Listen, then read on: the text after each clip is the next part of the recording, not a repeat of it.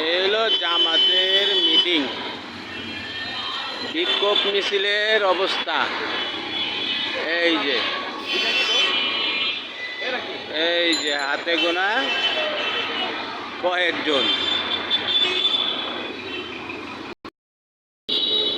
জামাত বিক্ষোভ মিছিলের ডাক দিয়ে কিন্তু লাভ হয় নাই, লোক হয় নাই।